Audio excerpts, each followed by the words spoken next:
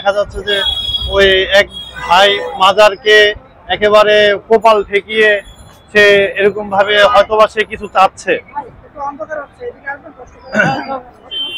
সে মাজারকে একেবারে কপাল ঠেকিয়ে সে কিছু চাচ্ছে। আসলে মাজার তো চাওয়া পাওয়ার জায়গা না।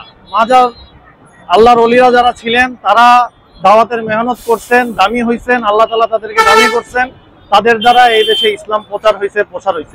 কিন্তু তাদেরকে উদ্দেশ্য করে আজকে যেই মাজার বানানো হয়েছে, যেইভাবে তারা মাজারের উপরে টাকা ফেলতেছে, মাজার কি কোনোদিন বলছে যে আমাকে টাকা দাও? মাজার তো টাকা খায়ও না, টাকা নেয়ও না। তাহলে এই টাকাগুলা কি করে? মাজারে টাকা দেওয়ার কোনো বৈধতা নাই।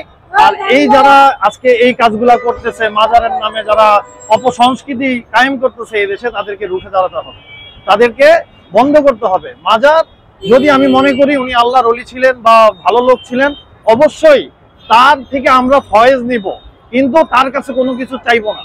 কারণ কোনো একমাত্র দুনিয়াতে একমাত্র দেনেওয়ালা জাত একমাত্র আল্লাহ। আল্লাহ তাআলা ছাড়া পৃথিবীতে কারো কাছে কোনো কিছু চাওয়া যাবে না, স্বয়ং নবীর কাছেও চাওয়া যাবে না। মাজার তো দূরে থাক, কোনো ওলিয়া উলিয়া তো দূরে থাক, আল্লাহর রাসূলের কাছেও কোনো কিছু চাওয়া যাবে না। চাইতে হবে একমাত্র আল্লাহ তাআলার কাছে। আমি যদি আল্লাহ তাআলার কাছে চাই, আল্লাহ তাআলা আমাকে দিবে। সাহাবা আজমাইনরা রাসূলের আদর্শ পালন করছে, নিজের জীবন অতিবাহিত করছে, রাসূলের জিন্দেগির উপরে চলছে। সাহাবা আজমাইনদেরকে অনুসরণ করতে হবে। আজকে আমরা সাহাবা আজমাইন থেকে দূরে সরে গেছি।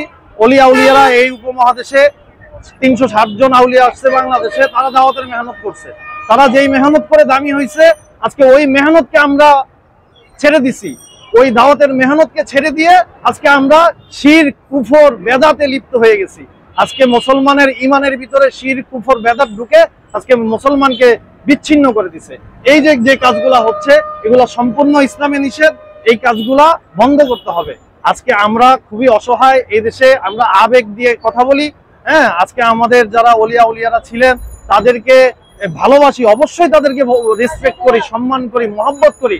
সম্মানের জায়গায় সম্মান দেওয়া উচিত, কিন্তু সম্মানের জায়গায় যদি তাকে আমি অপমান লাঞ্ছিত করি, তার কবরের উপরে যদি আমি গিলাপ দেই এবং তার কবরের উপরে যদি আমি এরকম ভাবে টাকা ছিটাই এবং তার কাছে আমি কোনো কিছু চাই, এটা অবশ্যই আল্লাহ তাআলার সাথে শিরক করা হবে।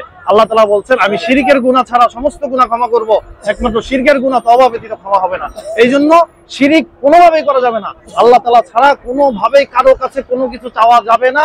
এর এখতিয়ার দুনিয়াতে আল্লাহ তাআলা। কথা আমার কথা ভাই বললে যে মাজারে যাওয়া শিরক, বিলাপ করা শিরক। আপনার মোবাইল নাম্বার আমার দেন, আপনার সাথে আলেম নিয়ে আমি বসবো। এখানে যারা গাঁজা খায়, ওলি আল্লাহ দরবারে যারা গাঁজা খায়, যারা মাদক সেবন করে, তাদের বিপরে আইনের ব্যবস্থা নেবে। আল্লাহর ওলি হযরত শাহজালাল শাহপরান ইয়েমেনের মাধ্যমে এই বাংলার জমিনে ইসলাম আসছে, ইসলাম কায়েম হয়েছে। এই বাংলার জমিনের